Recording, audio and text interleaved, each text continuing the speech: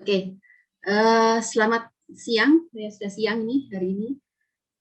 Perkenalkan nama saya Ellen Kurniawan Santoso. Seperti yang Pak Sudari sudah jelaskan, saya adalah Quality Assurance Manager dari PT Java Biokoloid. PT Java Biokoloid sendiri adalah subsidiary dari PT Habibie Donata. Sebetulnya yang diminta untuk membawakan pembahasan hari ini adalah Pak Doni, yang adalah Ketua dari Asosiasi Industri Rumput Laut Indonesia. Tapi karena beliau berhalangan hadir, maka izinkan saya untuk menggantikan beliau untuk menyampaikan sedikit yang ingin disampaikan oleh Asosiasi Rumput Laut terhadap materi hari ini, tuntutan persyaratan keamanan dan mutu rumput laut di tingkat global. Sebetulnya yang disampaikan Pak Adi tadi sudah cukup sangat lengkap ya sudah mencakup juga. Tapi kebanyakan yang disampaikan adalah di industri karaginosit atau di karagenan. Sedangkan di astruli kita coba untuk mencakup semua ya Pak Sudari dan rekan-rekan sekalian. Saya perkenalkan sedikit soal astruli. Astruli atau Asosiasi Industri Rumput Laut Indonesia itu adalah wadah untuk industri pengolah dan produsen untuk turunan dari rumput laut.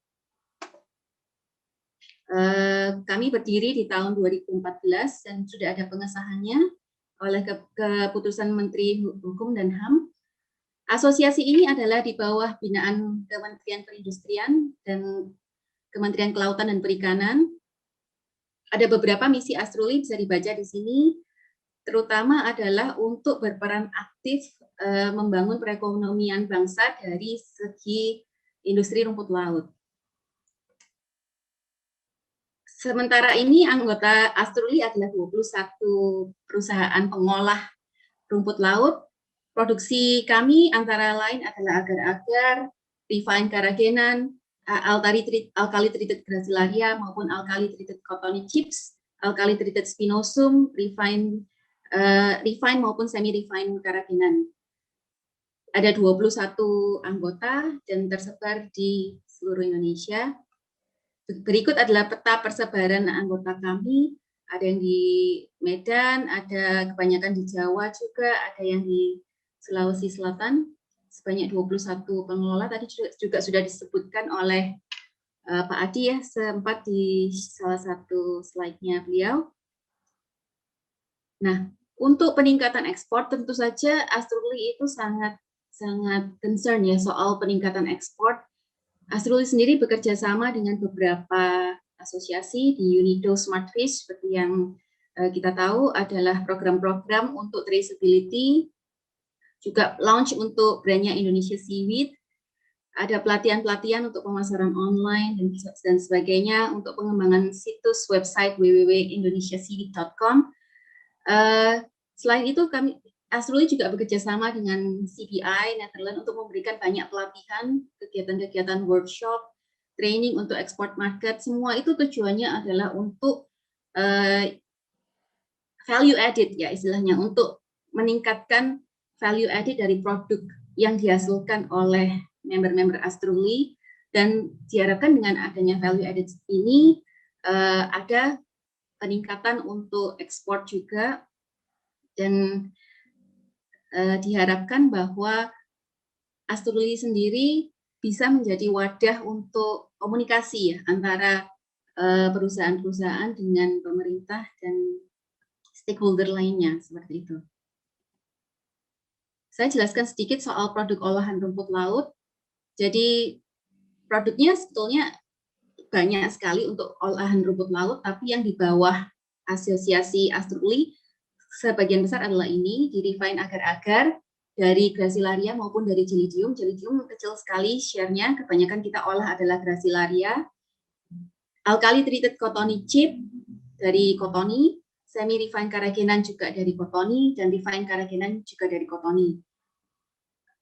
Seperti yang kita tahu, kalau mau buat agar-agar, kita rumput laut kita bersihkan, kita cuci, diproses dengan alkali, diekstraksi di suhu-suhu tinggi, dilakukan milling supaya menjadi tepung yang disebut dengan tepung agar-agar. Begitu juga untuk di cottony, prosesnya hampir sama. Oke, di sini saya ingin jelaskan sedikit soal sistem jaminan mutu dan keamanan, karena topiknya adalah penerapan sistem mutu dan keamanan pangan untuk produk olahan rumput laut ya. Jadi untuk semua anggota Astruli, kami itu sudah memiliki sertifikat minim adalah sertifikat HACCP. Kenapa? Karena kalau kami mau ekspor produk kami itu pasti membutuhkan sertifikat HC atau Health Certificate. Dan KKP lewat BKIPM itu mensyaratkan bahwa untuk menerbitkan sertifikat Health Certificate, anggota-anggota Astruli itu wajib memiliki sertifikasi HACCP dari BKIPM. Jadi meskipun kami sudah memiliki sertifikat HACCP dari sertifikator atau certification body lain, tapi kami tetap harus tersertifikasi HACCP dari BKIPM atau dari KKP ya dalam hal ini. Jadi dalam hal ini seluruh anggota Astruli itu sudah memiliki syarat pemenuhan untuk minimal SKP atau yang biasa disebut GMP dan HACCP dari BKIPM minimnya. Khusus untuk anggota yang produknya disalurkan untuk retail pasti harus sudah memiliki sertifikat BPOM. Untuk informasi saat ini Astruli bersama KKP dan Kementerian Perindustrian itu sedang menyusun revisi SNI yang merupakan pelaksanaan roadmap dari rumput laut nomor 33 tahun 2019. Saya sendiri juga hadir pada waktu kami membahas tentang revisi SNI-nya Ketum Agar. Memang ada banyak hal ya yang perlu dibahas untuk membuat suatu standar untuk produk ya, terutama untuk produk turunan itu supaya bisa applicable baik untuk industri ya pelaku usaha seperti kami dan standar ini juga harus diakui, istilahnya jangan cuma bergigi di dalam negeri tapi juga laku untuk apabila kami melakukan ekspor ke luar negeri gitu ya. Oke. Jadi untuk anggota Astruli sendiri, saya tadi sudah bilang bahwa minimum kita tersertifikasi adalah GMP atau SKP. Tapi anggota-anggota kami juga mempunyai sertifikasi lain yang berlaku di pasar-pasar global, misalnya kosher. Kita ada beberapa anggota kita yang tersertifikasi ISO, MUI pasti untuk ekspor juga banyak yang perlu sertifikasi halal, HACCP, FSSC 22.000, BRC bahkan organik. Ini adalah lambang untuk sertifikat organik. Jadi untuk industri-industri rumput laut sebenarnya sudah aware sekali bahwa pemenuhan syarat dan sertifikasi untuk produk itu sangat perlu untuk memasuki market baik dalam negeri maupun untuk market global ya. Kalau bahkan kasarannya Pak Sudari ya, kalau kita nggak punya sertifikasi mungkin kita tidak bisa jual barang kita ya, apalagi untuk market ekspor. Ini hampir sama dengan tadi Pak Adian share, ini adalah daftar SNI terkait rumput laut. Banyak sekali SNI yang terkait rumput laut, yang baru kita bahas kemarin untuk yang 2802 2015 untuk agar-agar tepung, ini yang mau direvisi. Saya yakin juga bakal ada pembahasan untuk revisi yang semi-refined karagenan maupun yang SNI yang lain. Dan saya yakin juga di anggota Astruli semua sudah pegang sendiri-sendiri ini kopinya ini, Pak Sudari ya, untuk SNI sendiri, karena SNI sendiri adalah standar untuk produk kami di market, paling tidak market dalam negeri. Ini share sedikit untuk kondisi industri rumput laut selama pandemi COVID, bagaimana sih kita bisa survive di masa pandemi COVID-19. Untungnya selama masa pandemi COVID-19, industri pengolahan rumput laut ini masih beroperasi secara normal. Kelihatannya ada peningkatan terhadap demand di dalam negeri. Kelihatannya di food juga di dalam negeri juga meskipun pandemi masih tetap naik ya. Tadi ada data dari Pak Adi juga menunjukkan seperti itu. Tidak ada yang berhenti produksi di anggota-anggota kami. Utilisasi industri rata-rata 50-60%, tidak ada pengurangan pegawai oleh industri atau PHK. Jadi ini patut disyukuri bahwa selama masa pandemi COVID, di mana banyak industri yang terpengaruh, ternyata di industri pengolahan rumput laut, terutama di anggota-anggota Astruli, tidak terdampak banyak, tidak berdampak terlalu banyak gitu ya. Oke. Tadi terkait dengan yang disampaikan juga oleh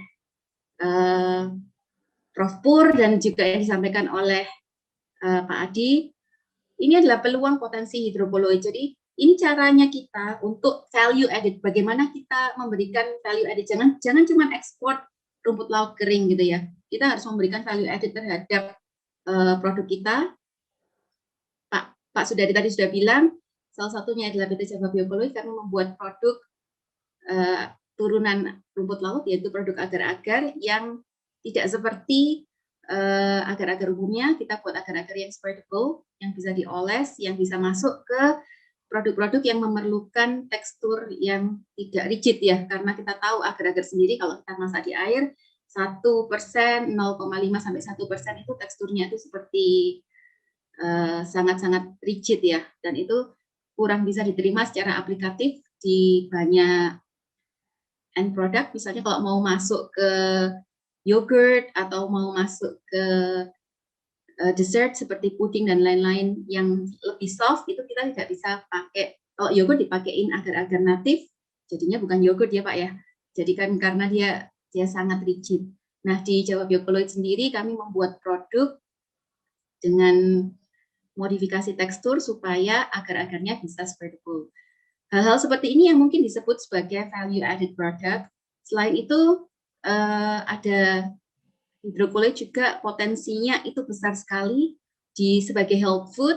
Kami adalah produk yang vegan, vegetarian, bisa digunakan untuk menggantikan baik substitusi maupun penggantian sebagian untuk gelatin dari sapi atau dari ikan.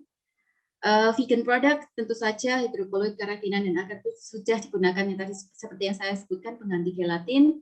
Functional food, keraginan itu sudah lama digunakan sebagai pembentuk gel. Varietas lain dari turunan rumput laut memiliki struktur yang unik, itu juga bisa dimanfaatkan sebagai functional food. Fiber, kita juga adalah source dari dietary fiber, keraginan agar itu adalah source dari dietary fiber. Dan untuk niche market, aplikasi keraginan dan agar itu banyak digunakan untuk farmasi, pharmaceutical, kosmetik, sebagai suplemen dalam makanan karena kandungan seratnya. Itu juga bisa digali lagi gitu ya, Pak Sudari ya.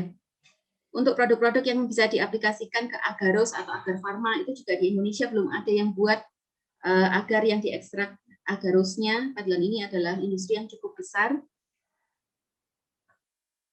Untuk biasanya agaros ini dipakai untuk agar yang untuk penumbuhan bakteri, untuk analisa mikroorganisme dan seperti itu. Jadi ini adalah peluang potensinya hidroponik yang perlu kita gali lagi. Oke. Pada waktu Pak Heru memberikan menawarkan kepada kami untuk menjadi pembahas, itu sebetulnya kami juga sudah tanya balik ke Pak Heru sebetulnya apa sih yang harus kami bahas di forum ini gitu ya. Pak Heru bilang gini aja, coba dibahas soal apa tantangan-tantangan yang muncul dari industri terhadap pemenuhan sertifikasi, hal-hal apa yang dirasa sukar dipenuhi dari industri terhadap persyaratan mutu dan keamanan pangan produk, masalah apa yang dihadapi untuk masuk pasar dalam dan luar negeri, harapan apa yang ingin disampaikan kepada pemerintah, harapan apa yang ingin disampaikan kepada KAPMI, karena kebetulan kan Pak Adi ada di sini gitu ya. Jadi karena kami sebagai asosiasi, ya udah kami coba untuk membuat kuesioner yang akhirnya kami berikan kepada semua anggota Astruli supaya di forum ini kami dapat menyuarakan gitu ya semua suara anggota Astruli terkait dengan topik ini, dengan topik pemenuhan persyaratan mutu dan keamanan pangan ini. Jadi kami coba tanyakan ke anggota kami, apakah alasan dibalik, kami tahu semua anggota sudah tersertifikasi ya, punya sertifikasi sistem keamanan, tapi apakah alasan dibalik pemilihan sistem sertifikasi itu? Tuntutan-tuntutan apa yang dirasa perlu disampaikan, tantangan apa yang muncul, hal-hal apa yang dirasa sukar dipenuhi. Nah, ini adalah jawaban dari anggota kami coba sampaikan di sini. Kalau memang ada beberapa jawaban yang mungkin saya juga masih bertanya gitu ya, nanti coba saya akan catat pertanyaannya dan saya akan tanyakan kembali ke asosiasi karena ini kan sebetulnya suara dari banyak orang gitu ya. Jadi alasan dibalik pemilihan sertifikasi sistem keamanan dan mutu produk ada dua, kebanyakan jawabannya adalah tuntutan dari customer. Jadi kami benar-benar sadar bahwa kami harus melakukan sertifikasi sistem keamanan pangan dan mutu produk karena customer menuntut. Bahkan di industri kami sendiri di Jawa Biokoloid, banyak kami adalah industri yang 90%-nya ekspor dan 10%-nya untuk pasar lokal ya. Jadi 90% ekspor ke berbagai macam negara, hampir semua customer kami menghendaki sertifikasi dan sertifikasinya tidak cukup hanya dengan HACCP, tidak cukup hanya dengan ISO. Jadi akhirnya di Jawa Biokoloid sendiri kami tersertifikasi untuk GFSI, kami memilih BRC yang sekarang sertifikasinya sudah mencapai ISO 8. Ada yang menjawab pilihan perusahaan sendiri dan tuntutan pembeli. Ya, tentu saja pilihan perusahaan pasti kami menganggap sertifikasi itu sebagai cara untuk membuat sistem dalam perusahaan kami itu menjadi standar ya. Caranya kami memilih bahan baku, cara kami melakukan analisa, cara kami melakukan proses produksi, itu jauh lebih mudah untuk melakukan standar apabila ada sistem yang kami aplikasikan di dalam industri seperti itu. Apakah ada tantangan terhadap pemenuhan persyaratan sertifikasi tersebut? Ada banyak sekali jawaban.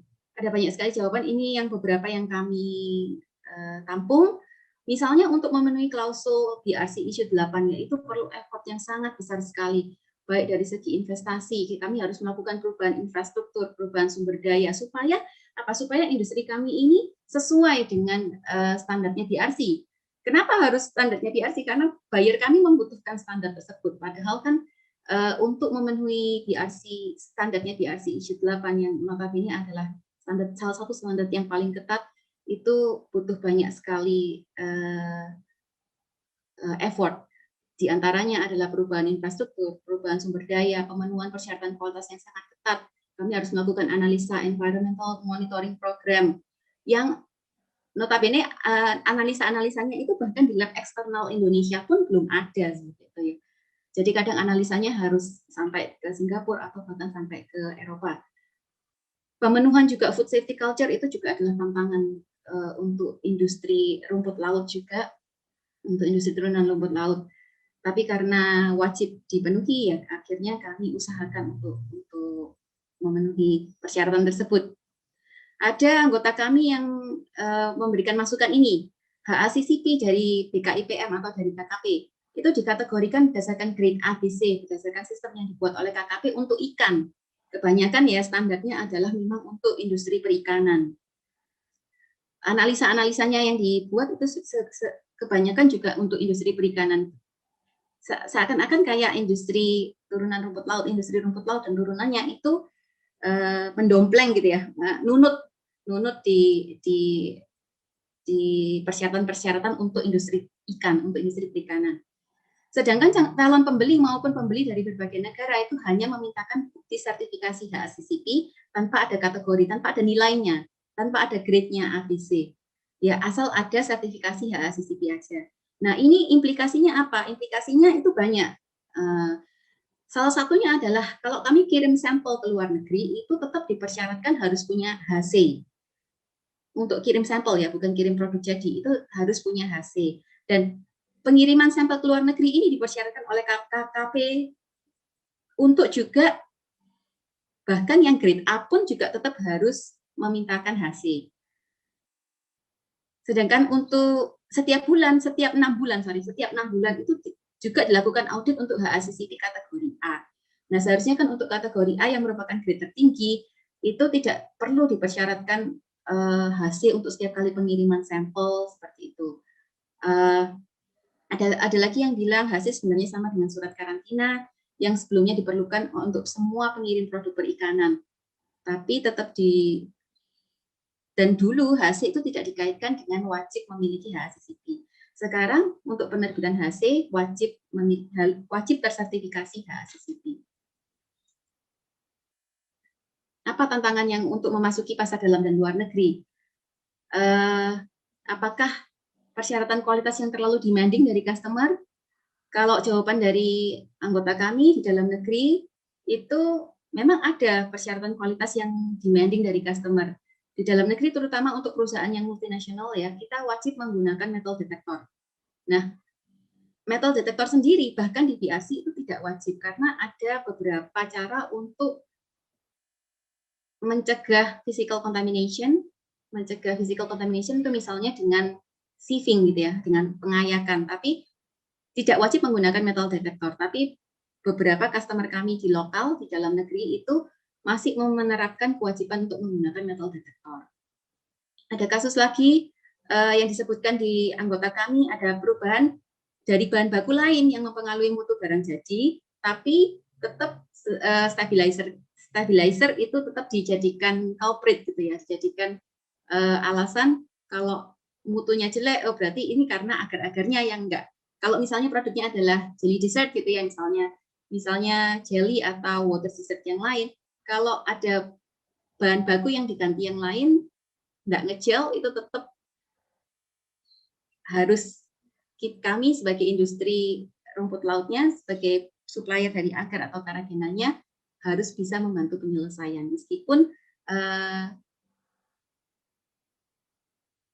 Meskipun tidak selalu masalahnya adalah di agar atau di karagenan tersebut.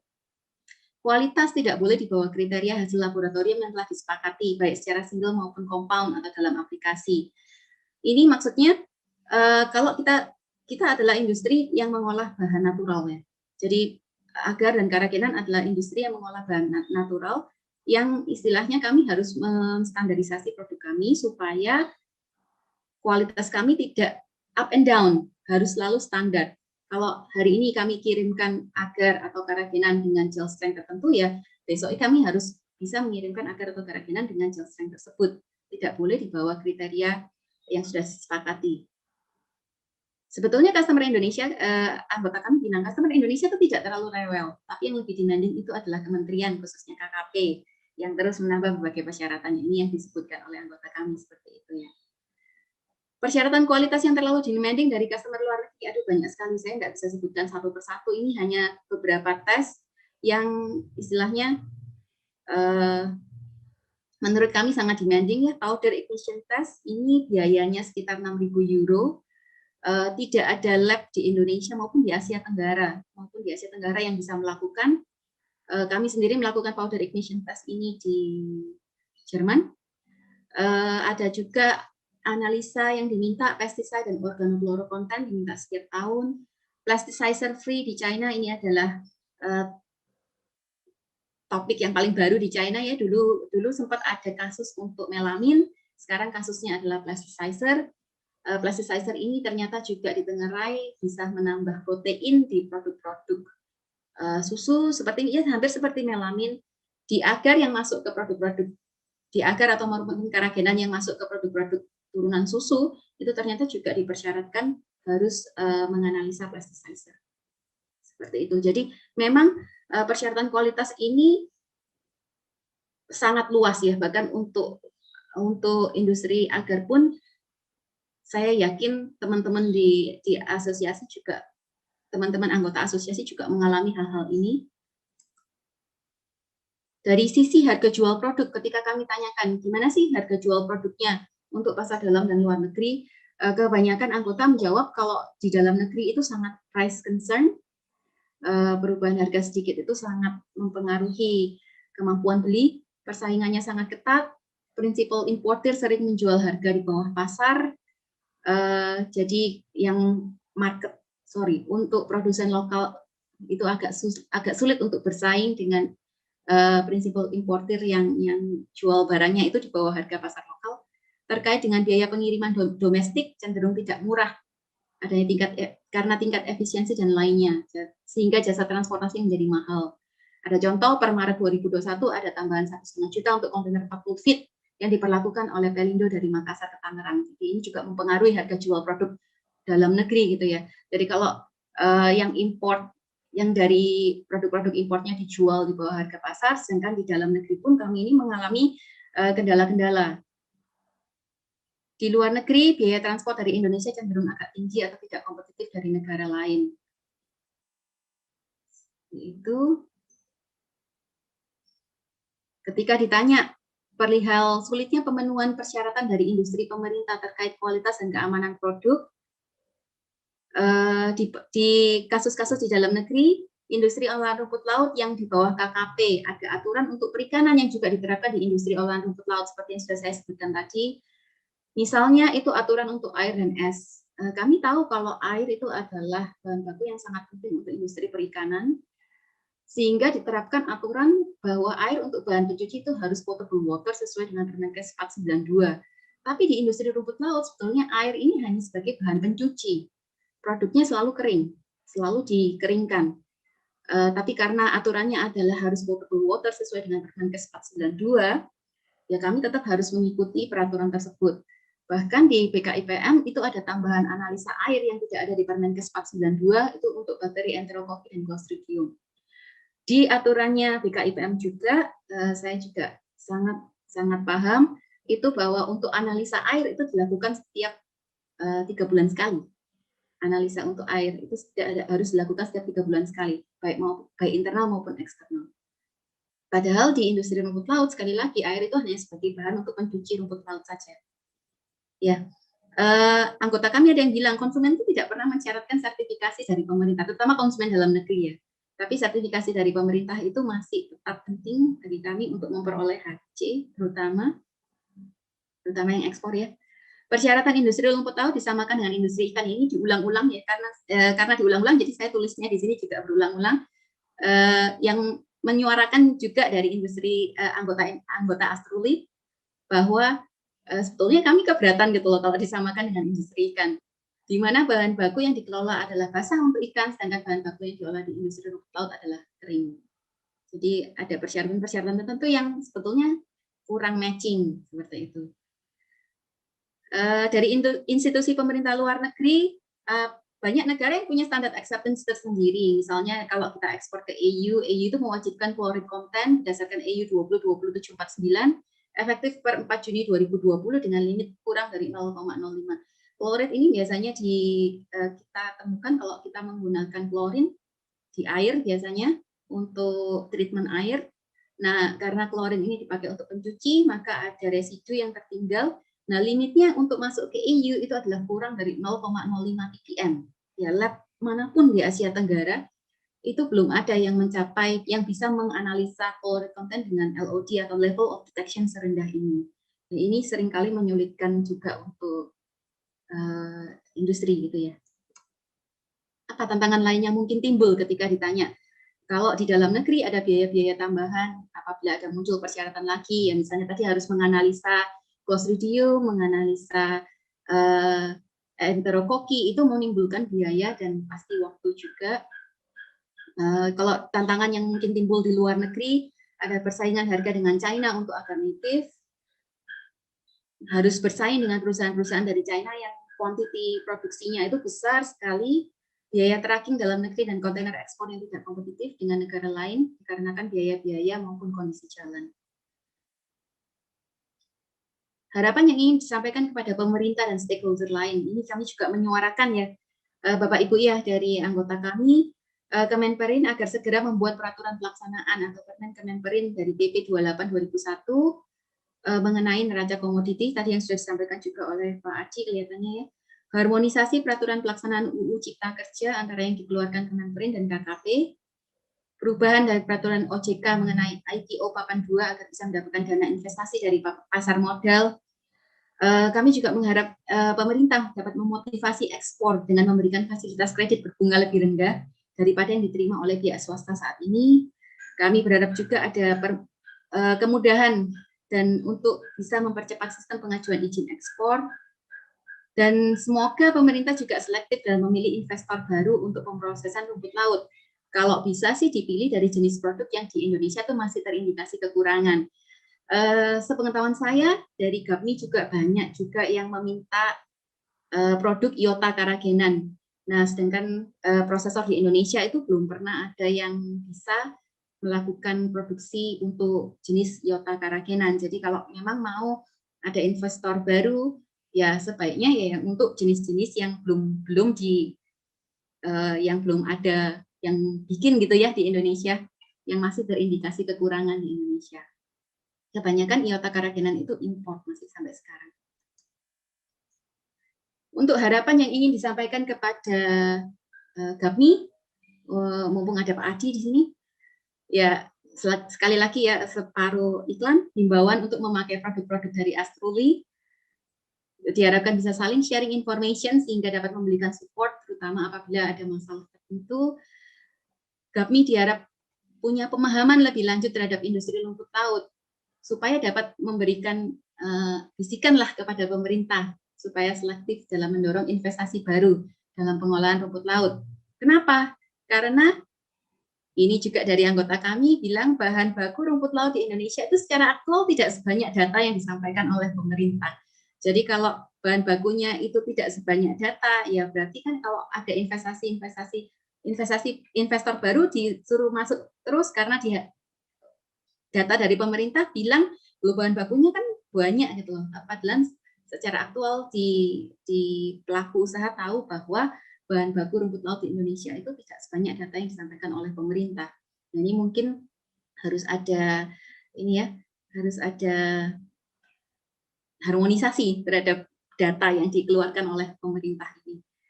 Terus kami harapkan Gapmi juga memahami bahwa industri rumput laut ini, saya yakin Pak Adi juga sudah tahu, industri rumput laut ada dua, yaitu produsen untuk agar-agar dan karakenan, yang mana dua industri itu menggunakan bahan baku yang berbeda, dan produksi rumput hasil budidaya tersebut itu berbeda sekali antara agarofit dan karakenofit, teksturnya juga berbeda, dan aplikasinya kadang mungkin overlap, dan kadang juga bisa spesifik.